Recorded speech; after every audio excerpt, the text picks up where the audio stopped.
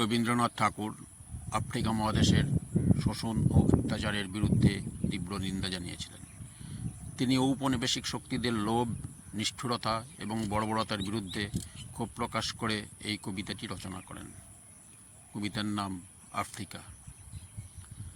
উদ্ভ্রান্ত সেই আদিম যুগে স্রষ্টা যখন নিজের প্রতি অসন্তোষে নতুন সৃষ্টিকে বারবার করছিলেন বিধ্বস্ত, তার সেই অধৈর্যে ঘন ঘন মাথা নাড়ার দিনে রুদ্র সমুদ্রের বাহু প্রাচী ধরিত্রীর বুকের থেকে ছিনিয়ে নিয়ে গেল তোমাকে আফ্রিকা।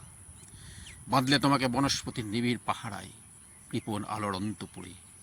সেখানে নিভৃত অবকাশে তুমি সংগ্রহ করেছিলে দুর্গমের রহস্য, চিনছিলে জলস্থল আকাশের দুর্বোধ সংকেত। প্রকৃতির দৃষ্টি অতীত জাদু মন্ত্র জাগাচ্ছিল তোমার চেতনাতীত মনে। বিদ্রুপ করছিলে ভীষণকে বিরূপের ছদ্মবেশে, শঙ্কাকে চাচ্ছিলে হার মানাতে।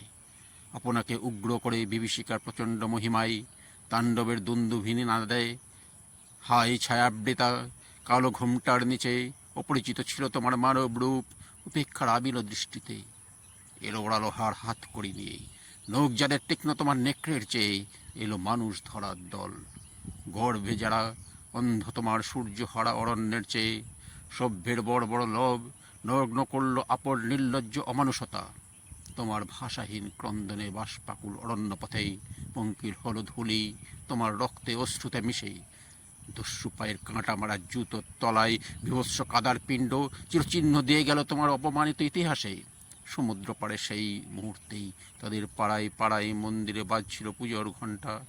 সকাল সন্ধ্যায় দয়াময় দেবতার নামে শিশুরা খেলছিল মায়ের কোলে, কবির সঙ্গীতে ভেজে উঠছিল সুন্দরীর আরাধনা। আজ যখন পশ্চিম দিগন্তেই প্রদোষকাল ঝঞ্ঝা বাতাসের ঊর্ধ্বশ্বাস, যখন গুপ্ত গহ্বর থেকে পশুরা বেরিয়ে এলো অশুভধ্বনিতে ঘোষণা করলো দিনের অন্তিম কাল, এসো যুগান্তরের কবি আসন্ন সন্ধ্যার শেষ রশ্মিপাতে দাঁড়াও ওই মানহারা মানবের দ্বারে, বলো ক্ষমা করো হিংস্র প্রলাপের মধ্যে সেই হোক তোমার সভ্যতার শেষ পূর্ণবাণী।